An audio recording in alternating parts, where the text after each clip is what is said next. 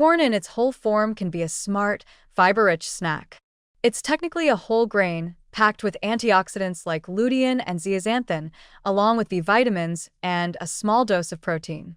When air-popped without additives, popcorn becomes one of the rare foods that's low in calories, high in volume, and surprisingly filling. Butter, in moderation, can also be part of a balanced diet, especially if it's from a clean, grass-fed source.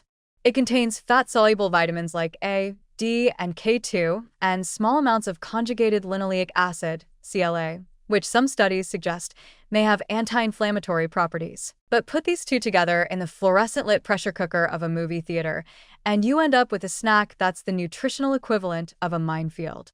Movie theater popcorn is no longer corn and butter. It's a hyper-processed, salt-laden calorie bomb that undermines your health from the first greasy handful. Let's start with the numbers. A medium tub of movie theater popcorn, the kind sold as a standard portion, can contain anywhere from 800 to 1,200 calories.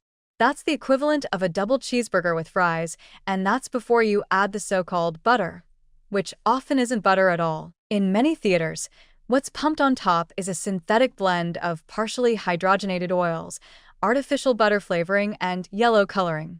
That liquid adds another 100 to 300 calories depending on how much is used, which is often a lot. It's not real dairy. It's not real food. It's a manufactured fat sludge that spikes your calorie count and inflames your arteries. And then there's the salt.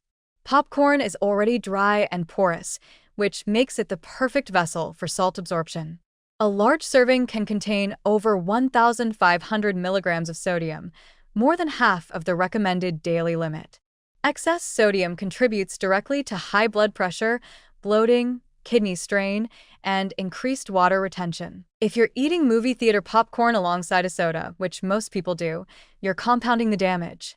The sugar and caffeine in a large soda deliver another blood sugar roller coaster, and suddenly your relaxing movie night has turned into a metabolic assault. What's worse is how mindlessly we eat it. Popcorn is designed to be eaten by the handful, in the dark, while distracted. It's nearly impossible to keep track of how much you're consuming. That medium bucket often contains 10 to 12 cups of popcorn or more, and yet we shovel it in until we hit the bottom of the container. This is the food industry's dream, a product with ultra-low ingredient costs, massive profit margins, addictive flavor combinations, and a consumption style that encourages overindulgence without satiety. And we fall for it again and again. Even the idea of sharing doesn't offer much relief. In many cases, people split a bucket while both are drinking soda and possibly snacking on candy.